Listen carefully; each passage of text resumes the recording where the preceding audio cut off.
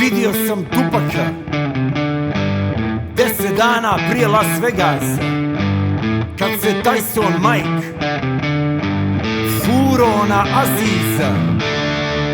Vidio sam Tupaka na Fillmoru San Francisca u jeftinoj majici sa skupim pičkama.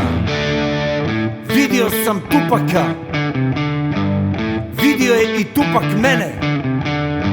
Stojao sam ko marinac u zalivu svinja. Ne znam šta mi bi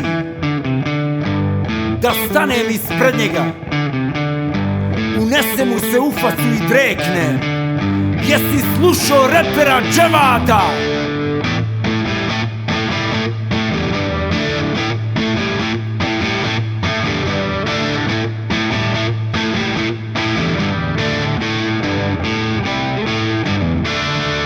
Odiglo me ko kokicu 2 metra iznad Tupaka.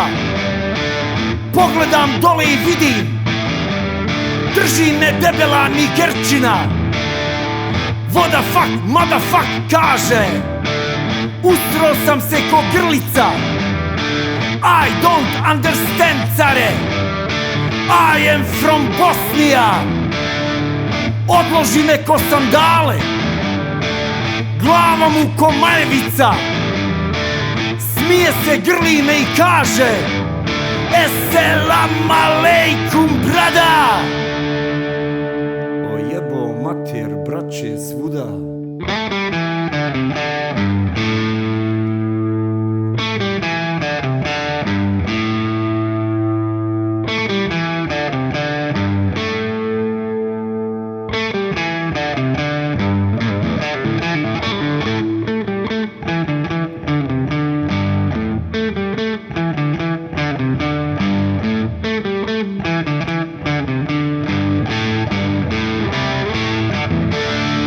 Što sam gledao Tupaka, gledao sam u epicentru moje pažnje, ko slika sa SpaceX-a. Velika crna planina intravenozno ili tradicionalno pita, nudi mi sve što Fillmorom hoda. Pita jesam li open-minded ili jebem samo bijelo. Reko: care, hvala, ko da jesam. Al otac mi je rekao kad sam bio mali: sine, kurve i droga, to je za pedere i slabiće. Budi asket,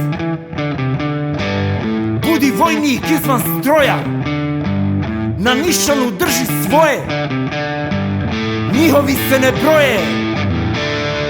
I reko: care, nemoj zamjerit, al moram trčat do El Camina. Za 20 minuta ide 7F, zadnja linija do Redwood City-a.